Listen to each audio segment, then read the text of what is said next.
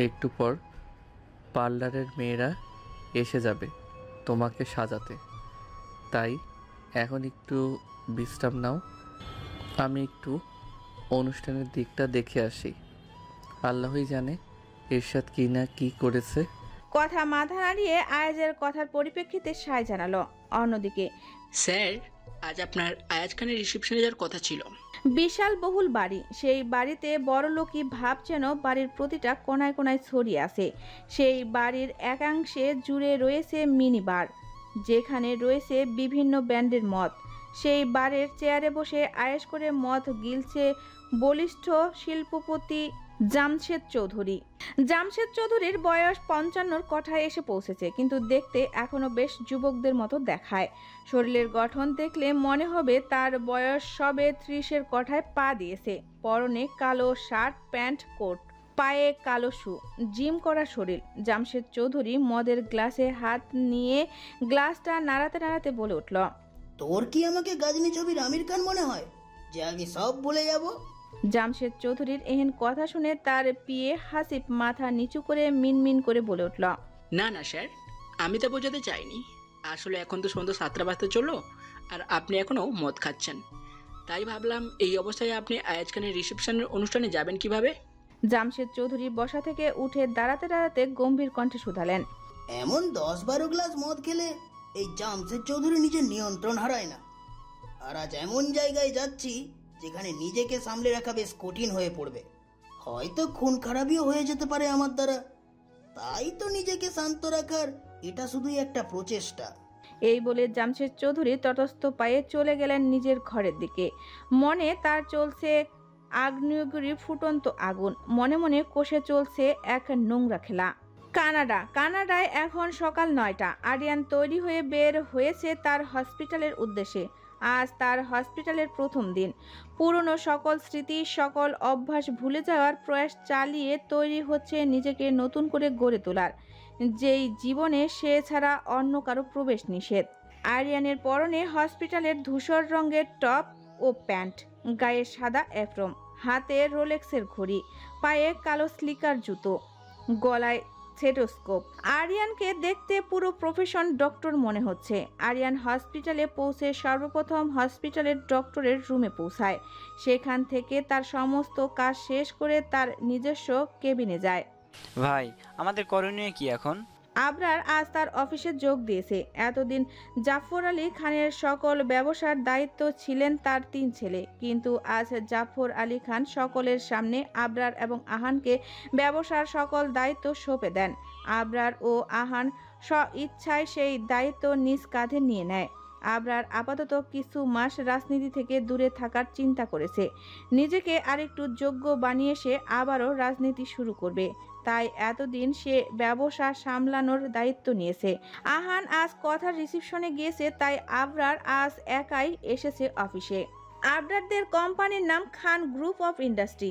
আবরারদের এই ব্যবসা দেশ বিদেশে ছড়ানো। আবরারদের মেন অফিস সিলেটেই। 10 তলা বিল্ডিংয়ে সুনিপুণ কারুকাজ করা তাদের প্রধান অফিসটি। এখন সময় সন্ধ্যা 7টা। আবরার অফিসে তার কেবিনে বসে কাজ করছিল।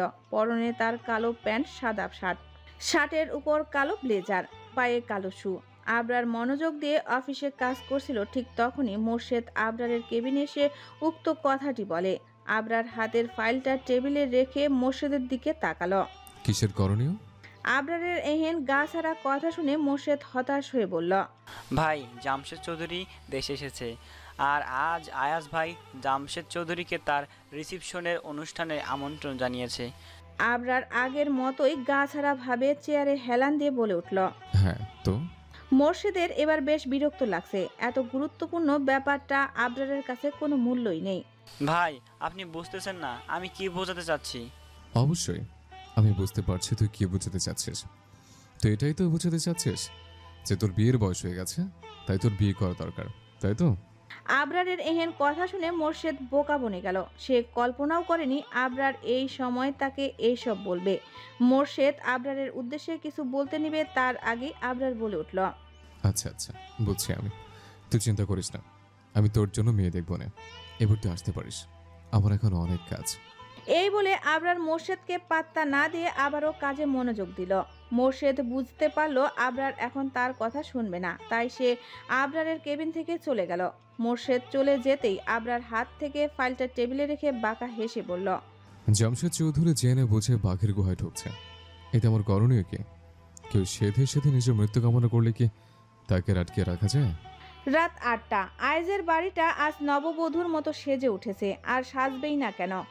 আজ যে এমপি বাংলাদেশের টপ বিজনেসম্যান আয়াজ খানের রিসেপশনের অনুষ্ঠান। শহরের সকল নামি দামি নেতা ও ব্যবসায়ীরা এসেছে এই অনুষ্ঠানে। আয়াজ সকলের সামনে হাসি মুখে কথা বলছে। আয়াজের পরনে আজ ডার্ক ওয়ান শার্ট ও কালো প্যান্ট, কালো কোট, হাতে তার পছন্দের রিসার্চ মাইন্ড নামক ঘড়ি, পায়ে কালো শু, চুলগুলো বেশ সুন্দর করে সেট করা। আয়াজের শরীরে যেন আজকের পোশাকটা ভীষণভাবে ফুটে উঠেছে। অনুষ্ঠানে আসা মেয়েগুলো আয়াজকে দূর থেকে চোখ দিয়ে গিলে খাচ্ছে, কিন্তু আয়াজের সেসবে ধ্যান নেই। সে তো তার ময়না বউয়ের জন্য অধিক আগ্রহে অপেক্ষা করছে। অনুষ্ঠানের সকল শোরগোল হঠাৎ করেই থেমে গেল। মনে হচ্ছে সকলে কোনো এক অজানা শক্তির কারণে থমকে গিয়েছে। সকলের দৃষ্টি সিঁড়ির দিকে। আয়াজ সকলের এমন প্রতিক্রিয়া দেখে ভ্রু কুঁচকে তাকালো সকলের অনুসরণ করা সিঁড়ির দিকে। সিঁড়ির দিকে তাকাতেই আয়াজ নিজেও কেমন থমকে গেল। আয়াজের হার্টের কয়েকটা বিট মিস হয়ে গেল। আয়াজের মনে হলো আসমান থেকে কোনো লাল পরী নেমে এসেছে। কথার পরনে লাল জামদানি শাড়ি, শাড়িটা সম্পূর্ণ লাল, এক ছোটাও অন্য রঙের সমাহার নেই তাতে। শাড়িতে থাকা ছোট্ট ছোট্ট স্টোনগুলো ঝিলিক দিয়ে উঠছে। মাথায় লাল পাতলা কারুকাজ করা ওড়না, চুলগুলো খোপা করা এবং পুরো খোপা গোলাপ ফুল দিয়ে মোড়ানো। দু হাত ভর্তি লাল রেশমি চুড়ি, গলায় ভারী গহনা, কানে সেই অনুযায়ী ঝুমকো, নাকে গোল টানা নথ, মুখে বেশ হালকা সাজ, কিন্তু এতেই কথাকে অসম্ভব সুন্দর লাগছে। কথা তার পরনের শাড়ি ধরে ধীর পায়ে সিঁড়ি দিয়ে নামছে। তার বাম পাশে বৃষ্টি, ডান পাশে ইতি। তারা কথাকে ধরে ধরে নামাচ্ছে। আয়াস নিজের পছন্দেই তার ময়না বউয়ের জন্য জামদানি শাড়ি বাছাই করেছে। কথাকে লাল রঙে ভীষণ মানায়, তাই তো আয়াস কথার জন্য লাল রং বাছাই করেছে। আয়াস যতটুকু অনুমান করেছিল কথাকে তার থেকে বেশি সুন্দর লাগছে আয়াজের কাছে। কথাকে ধরে আয়াজের সামনে এনে দাঁড় করানো হলো। কথার কেন জানি বেশ লজ্জা লজ্জা অনুভব হচ্ছে, তাই সে তার মাথাটা নিচু করে রেখেছে। আর আয়াজ সে সকলের সামনে একদিনে কথার দিকে মুগ্ধ নয়নে তাকিয়ে আছে। আশেপাশে কোনো কিছুতেই আয়াজের কোনো ধ্যান নেই। এরশাদ আয়াজের এহেন অবস্থা দেখে আয়াজকে হালকা ধাক্কা দিয়ে আয়াজের কানের সামনে এসে বলে উঠল, ভাই, সবাই কিন্তু আপনাদেরই দেখছে। এভাবে সকলের সামনে হাবির দিকে হ্যাংলার মতো তাকিয়ে থাকবেন না, না হলে কাল সকালে খবরের হেডলাইনে প্রকাশ হবে এমপি আয়াজ খান তার রিসেপশনের অনুষ্ঠানে সকলের সামনে তার বউয়ের দিকে হা করে তাকিয়েছিল। ব্যাপারটা কেমন হয়ে যায় না ভাই, একটু বুঝুন। এত সুন্দর একটা মুহূর্তে এরশাদের এহেন কথা শুনে আয়াজের মেজাজটা গরম হয়ে গেল। সে চোখ গরম করে এরশাদের দিকে তাকালো। আয়াজের এহেন চাহনি দেখে এরশাদ বোকা হাসি দিল। আয়াজ এরশাদকে পাত্তা না দিয়ে তার ডান হাত কথার দিকে বাড়িয়ে দিল। আয়াজের এভাবে হাত বাড়ানো দেখে কথা মুখ তুলে আয়াজের দিকে তাকালো। কথা দেখতে পেল আয়াজ হাসি মুখে তার দিকে তাকিয়ে আছে আর ইশারা করছে হাত ধরার জন্য। কথা তার কাপা কাপা হাত উঠিয়ে আয়াজের হাতের উপরে রাখলো। আয়াজ আলতো করে কথার হাত তার হাতের মুঠোয় নিয়ে নিল। এরপর কথাকে নিয়ে চলল সকলের সাথে পরিচয় করিয়ে দিতে। আয়াজ কথাকে কিছুটা ভয় ও আড়ষ্ট হয়ে থাকতে দেখে মুস্কি হেসে কথার দিকে তাকিয়ে বলে উঠল, ভয় পেও না ময়না বউ, আমি আছি তো। আয়াজ কথাকে সকলের সাথে পরিচয় করিয়ে দিচ্ছে। কথাও হাসি মুখে সকলের সাথে পরিচিত হচ্ছে। ঠিক এমন সময় আয়াজের পেছন থেকে কেউ একজন রোষালোভাবে বলে উঠল, কেমন আছেন এমপি আয়াজ খান? আয়াজের কর্ণে অজ্ঞাত ব্যক্তির আওয়াজ পৌঁছাতেই আয়াজ পেছনে ফিরে তাকায়। ওই অজ্ঞাত ব্যক্তি সেই ব্যক্তি যার জন্য আয়াজ অধীর আগ্রহে অপেক্ষা করছিল। আয়াজ কথার হাত নিজের হাতের মুঠোয় নিয়ে সে ব্যক্তিটির সামনে এসে দাঁড়িয়ে মুখে অন্যরকম হাসি নিয়ে কথার উদ্দেশ্যে বলে ওঠে, কথা, ওনার সাথে পরিচয় হও। বাংলাদেশের বিশিষ্ট শিল্পপতি ও এক সময়ের রাজনীতিবিদ জামশেদ চৌধুরী। কথা জামশেদ চৌধুরীর দিকে তাকে হাসি দিল। কথাকে কিছু বলতে না দেখে জামশেদ চৌধুরী হাসি মুখে কথার দিকে নিজের হাত বাড়িয়ে দিয়ে বলে উঠল, হ্যালো কথা, আমি জামশেদ চৌধুরী। জামশেদ চৌধুরী এভাবে হাত বাড়াতে দেখে কথা বিব্রত অনুভব করলো। কথা আর চোখে আয়াজের দিকে তাকালো। আয়াজ তার ময়না বউয়ের চোখের ভাষা বুঝতে পারল। আয়াজ মুখে হাসি নিয়ে জামশেদ চৌধুরীর কথার দিকে বাড়ানো হাতটা নিজের হাতে নিয়ে হ্যান্ডশেক করলো। আয়াজ বেশ শক্ত করে জামশেদ চৌধুরীর হাত ধরল। জামশেদ চৌধুরী আয়াজের এহেন কাজে রাগ হলেও হাসি মুখে কথার দিকে তাকিয়ে বলে উঠল, মিসেস আয়াজ খান হয়তো আমার সাথে কথা বলতে লজ্জা পাচ্ছেন, ব্যাপার না। আয়াজের দিকে তাকিয়ে, তোমার ভাগ্য ভালো আয়াজ, এ সুন্দরী বউ পেয়েছো। আয়াজের সাথে কোলাকুলি করার জন্য আয়াজকে জড়িয়ে ধরে আয়াসের কানে ফিসফিস করে বলে উঠল, এত সুন্দরী বউকে চোখে চোখে রেখো, বলা তো যায় না, আবার কার না কার নজর তোমার বউয়ের ওপর পড়ে যায়, শেষে যে তোমাকে না আবার সুন্দরী বউকে হারাতে হয়। আয়াসকে ছেড়ে সোজা হয়ে দাঁড়ায় জামশেদ চৌধুরী। জামশেদ চৌধুরীর কথা শুনে আয়াসের রেগে ফেটে পড়ছে, তবুও হাসি মুখে জামশেদ চৌধুরীকে বলে উঠল, আমাকে নিয়ে এত চিন্তা করার জন্য ধন্যবাদ জামশেদ চৌধুরী, কিন্তু মনে রাখবেন আমি আয়াজ খান, তাই নিজের বউকে কিভাবে রাখলে ভালো হবে তা আমি আপনার থেকে হয়তো কিছুটা হলেও বেশি জানি। আয়াজের এহেন কথা শুনে জামশেদ চৌধুরী বাঁকা হাসলো। আর ওই দিকে কথা বোকা বোকা চোখে আয়াস এবং জামশেদ চৌধুরীর কথা শুনে যাচ্ছিল, কিন্তু কথা তাদের এহেন কথাবার্তা বুঝে উঠতে পারছিল না। আয়াস জামশেদ চৌধুরীর দিকে তাকিয়ে হাসি মুখে বলে উঠল, আজকের অনুষ্ঠানটা উপভোগ করুন, কোনো কিছু দরকার হলে অবশ্যই আমাকে জানাবেন, চলো। এই বলে আয়াজ কথার হাত ধরে সেখান থেকে চলে যায়।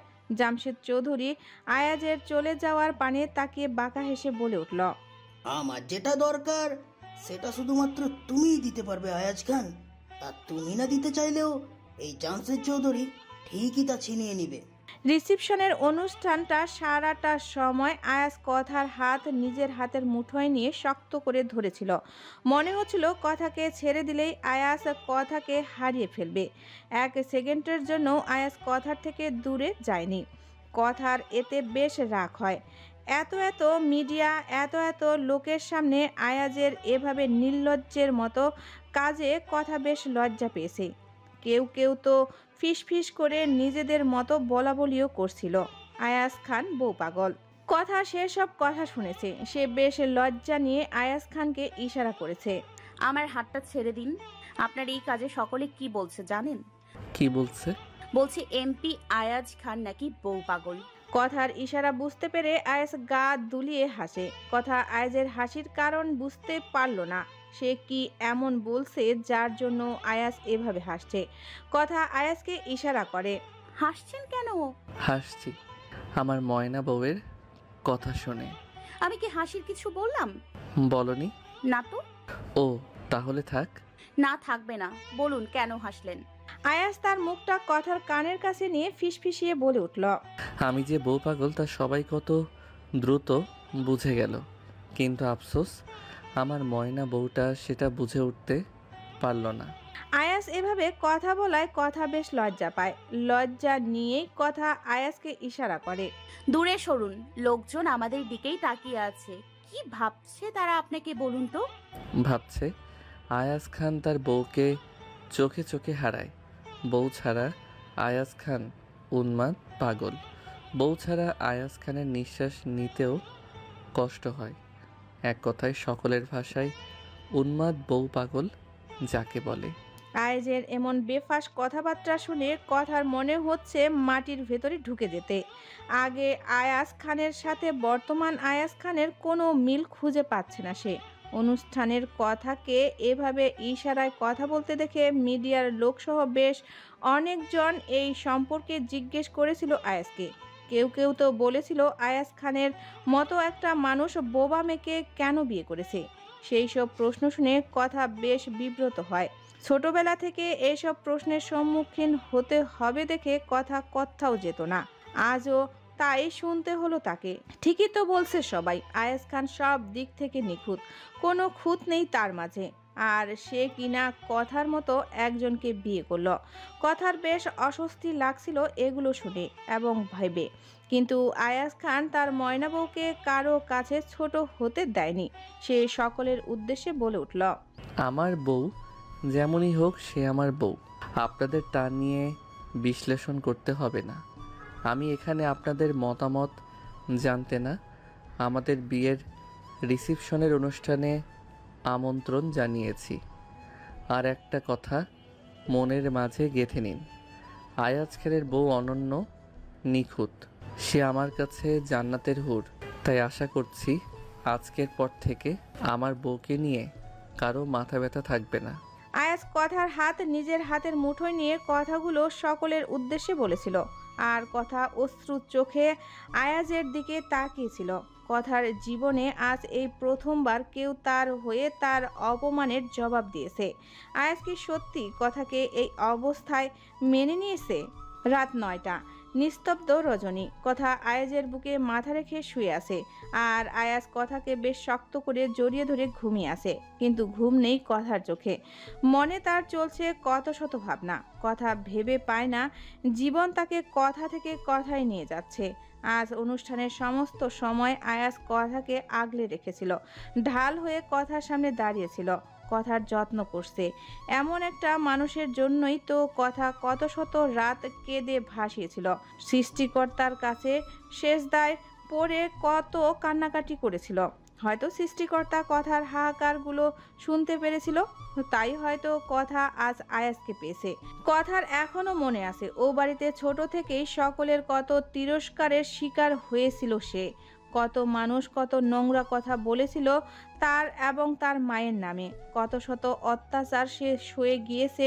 সে অত্যাচার থেকে বাঁচিয়েছিল আরিয়ান এবং জাফর আলী খান।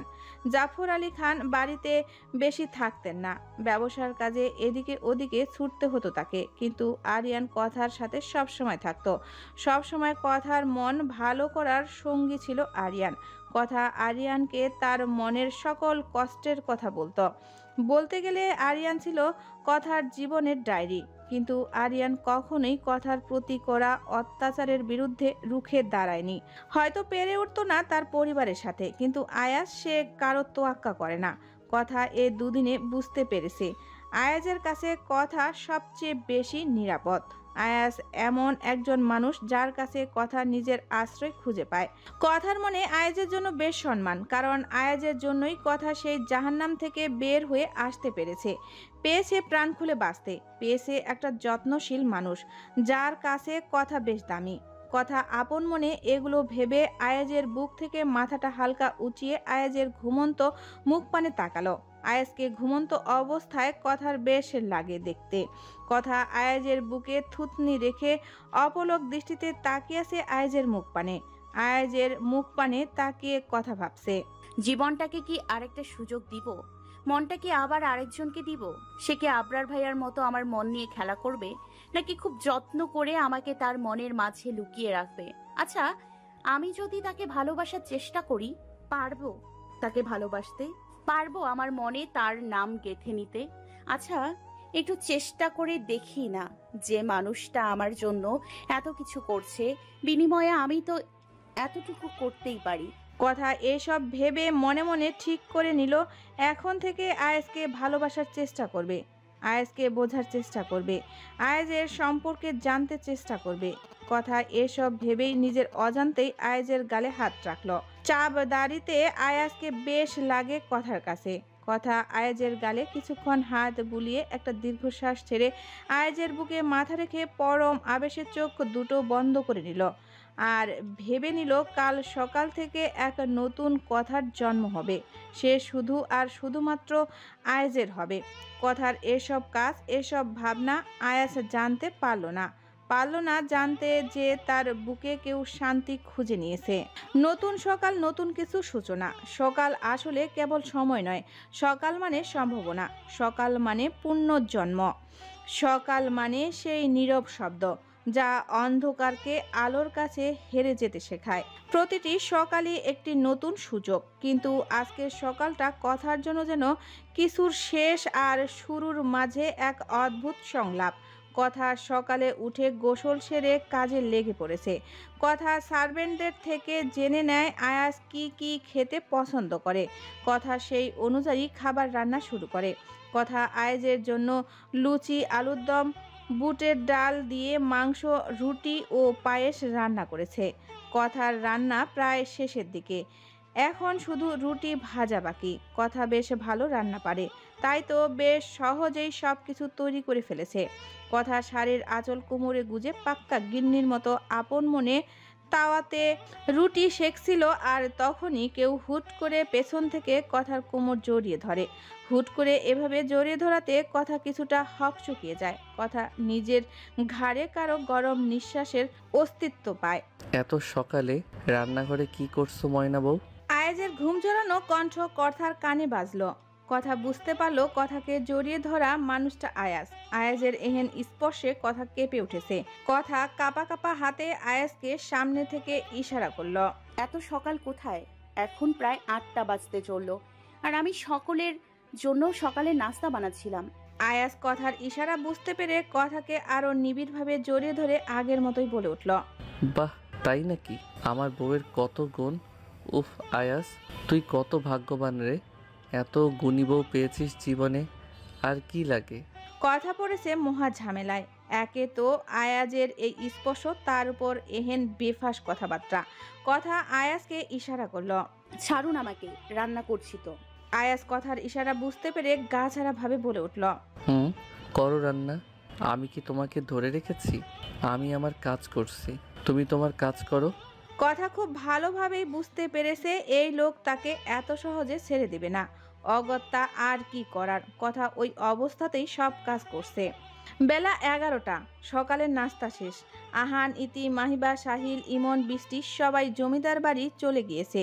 কথা সবাইকে কিছুদিন থেকে যেতে বলেছিল এ বাড়িতে, কিন্তু সকলের কাজ ছিল তাই তারা চলে গিয়েছে। আহান নতুন তাদের ব্যবসায় ঢুকেছে, তাই আজ তার যাওয়া অনিবার্য। আহান চলে যাবে, তাই ইতিও চলে যাবে। বৃষ্টির কালকে রাত 8টায় কানাডার ফ্লাইট, তাই তার পক্ষেও থাকা সম্ভব না। এই জন্য বৃষ্টি এবং মাহিবা দুজনেই চলে গিয়েছে। সাহিল এবং ইমনের পরীক্ষা, তাই তারাও চলে গিয়েছে। কথা এখন সারা বাড়িতে একা হয়ে পড়েছে। আয়াজ কিছুক্ষণ আগে বের হলো কার্যালয় হয়ে, তারপর সে অফিসে যাবে। অবশ্য যাওয়ার আগে কথাকে বেশ কিছু বলে গিয়েছে। আয়াজ যাওয়ার সময় দীর্ঘ সময় নিয়ে কথার কপালে চুমু দিল। তারপর আয়াজ তার 2 হাত দিয়ে কথার গাল আগলে নরম কণ্ঠে বলে উঠল, সারাদিন আমি বাসায় থাকবো না, তাই তুমি কিন্তু নিজের প্রতি একটু গাফিলতি করবে না। ঠিক সময় খাবার খাবে। দুপুরে আমার জন্য না খেয়ে থাকার কোনো প্রয়োজন নেই। যদি কাজ শেষ করতে পারি তাহলে দুপুরে আসবো, আর না হলে রাতে। তাই বলছি ঠিক সময় খাবার খেয়ে নিবে। প্রয়োজন হলে কিছুক্ষণ ঘুমিয়ে নিও, তাহলে শরীর ভালো লাগবে। আর আজ আসার সময় তোমার ভর্তি পরীক্ষার বইগুলো নিয়ে আসবো। কাল থেকেই পুরো দমে পড়া শুরু করবে। পড়ালেখায় আমি একটু গাফিলতি চাই না, বুঝতে পেরেছো? কথা আয়াজের কথা শুনে মাথা নাড়িয়ে সায় জানালো। আয়াজ কথার কপালে আরেকটা চুমু দিয়ে কথার থেকে বিদায় নিয়ে বেরিয়ে পড়ে। বর্তমান কথা সারাদিন অলস সময় পার করছে। তার করার মতো কিছুই নেই। সব কাজ করার জন্য বাড়িতে 3টা সার্ভেন্ট রয়েছে, তাই কথার করার কিছুই নেই। কথা আয়াজের পুরো বাড়িটা এখনো দেখেনি, তাই ভাবলো পুরো বাড়িটা একবার ঘুরে দেখবে। যেই ভাবা সেই কাজ। কথা নিচতলা থেকে ছাদ পর্যন্ত সমস্ত জায়গা ঘুরে দেখতে লাগলো। কথা দোতলার একদম কোণারে এসে দেখলো এখানে একটা রুমের দরজায় তালা দেওয়া। তালা দেখে কথা ভ্রু কুঁচকালো। কথা আর কোনো রুমে এমন তালা ঝুলানো দেখেনি, শুধু এই রুমটাই তালা ঝুলানো। কথার মনে বেশ কৌতূহল জাগলো এই রুমে কি আছে তা দেখার, কিন্তু তার কাছে যে চাবি নেই। পর মুহূর্তেই কথা ভাবলো আজ আয়াস আসলে তার কাছ থেকে এই রুমের চাবি চেয়ে নিবে। জমিদার বাড়িতে সবাই বেশ চিন্তিত হবেই না কেন।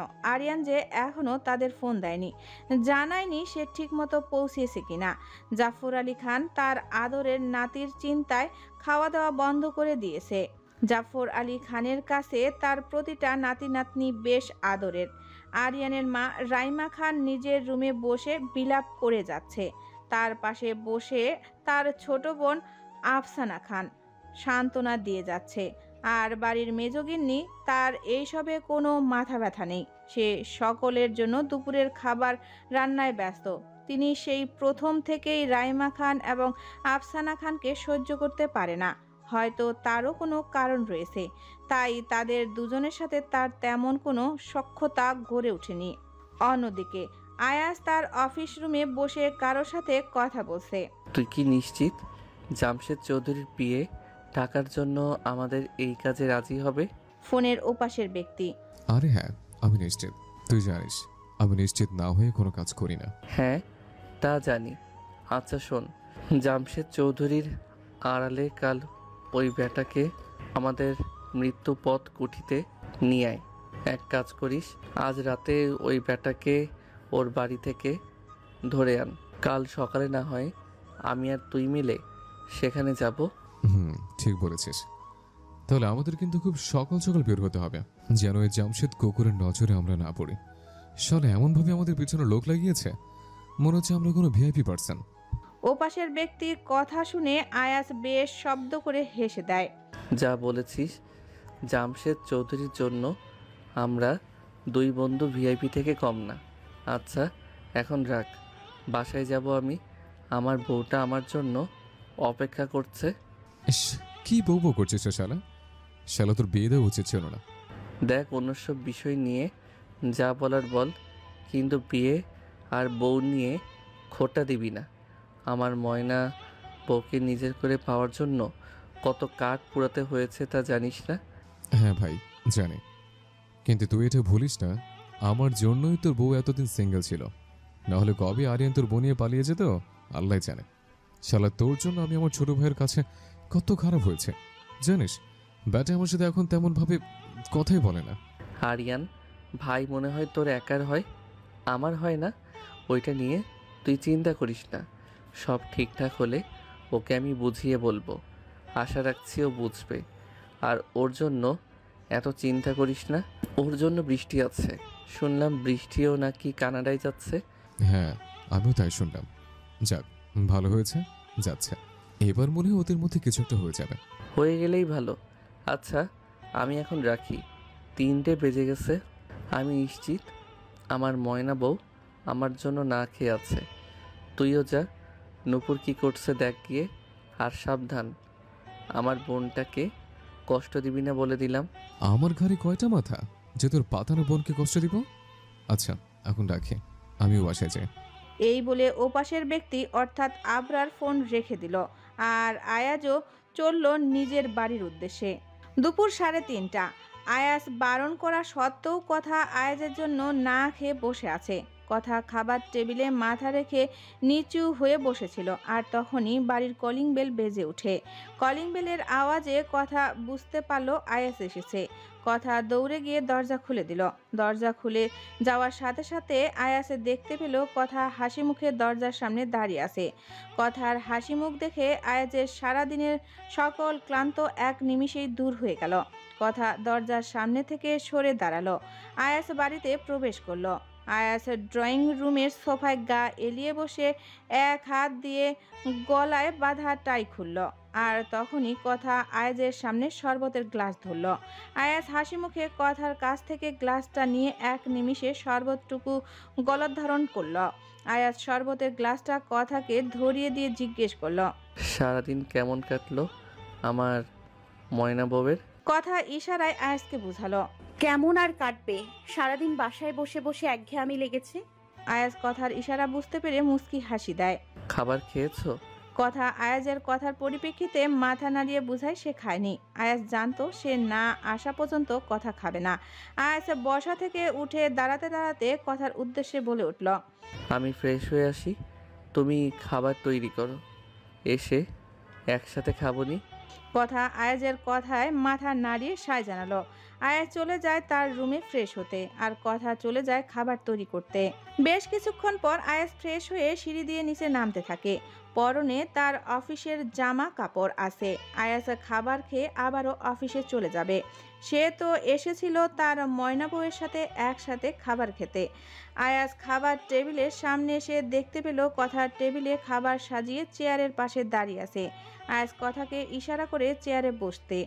কথা বাধ্য মেয়ের মতো চেয়ারে বসে পড়ে। আয়াজ কথাকে কিছু করতে না দিয়ে নিজ হাতে প্লেটে খাবার বাড়ে। ও কথাকে খাইয়ে দেয় এবং নিজেও খায়। কথাও কোনো কিছুতে অমত না করে আয়াজের হাত থেকে খেয়ে নেয়।